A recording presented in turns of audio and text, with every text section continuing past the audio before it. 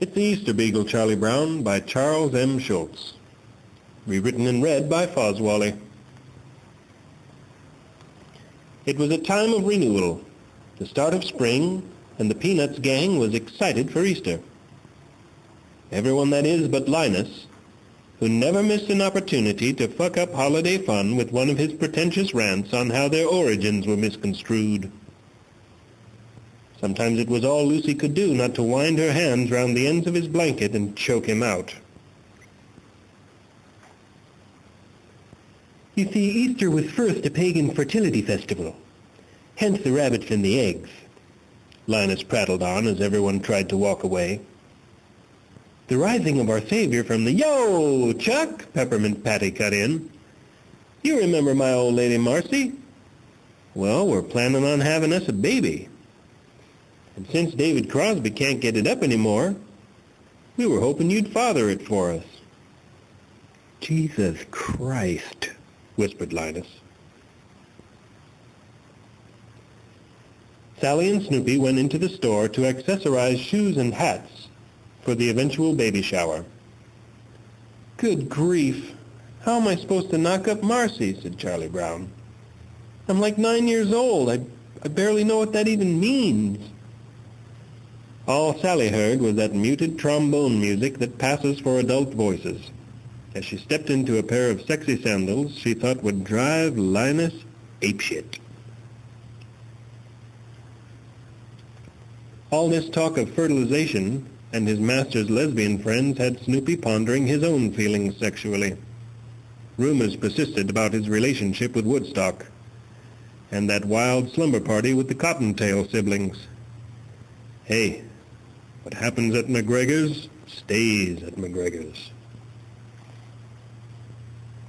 Linus was holding court about the commercialization of Christmas, and how Jesus was probably born in the spring, too, when Lucy dared to broach the elephant in the room. Are you two carpet munchers seriously making a kid with this blockhead? Everyone cast their eyes uncomfortably downward but Marcy, who had no eyes. Sir, she said, gently grasping Patty's hand, I think we should just go. Back at their apartment, Patty was concocting several elixirs meant to stimulate Marcy reproductively. Unbeknownst to Patty, visually impaired Marcy had taken their ova they'd been safekeeping in the freezer to hatch them in various ways around the kitchen. Marcy, Peppermint Patty wailed. What the fuck are you doing, Magoo? We spent months harvesting those. Have you lost your goddamn mind? Sorry, sir, said Marcy, pushing her glasses up the bridge of her nose and sipping at her now unviable egg drop soup. Listen, hairdo, I don't think I was out of order, and them bitches ain't getting anywhere near my eggs. What are you looking at? Most of the neighborhood thinks your lisping blanket dragging ass is gay, too. They still make you? Linus whispered to himself. Why are we even bothering to hide your eggs, Lucy? This is between Patty, Marcy, and Charlie Brown. Never you mind, basket case. Just try and keep up.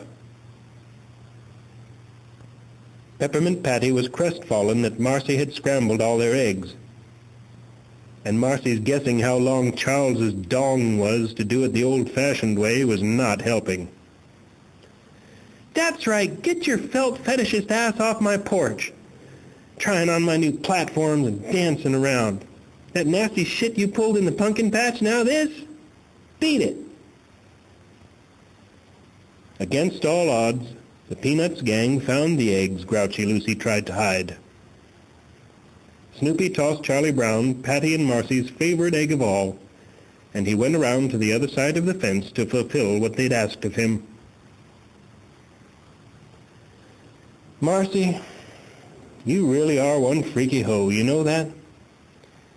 Come here, said Patty, knocking the egg out of her hand and kissing her crazy lips. They do not have my permission for this bullshit! Lucy fumed, crushing an egg in her clenched fist.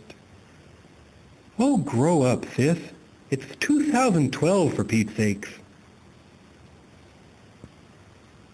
Calling Snoopy's bluff, Lucy dragged him by his ears into his doghouse and rode him like the Triple Crown was at stake.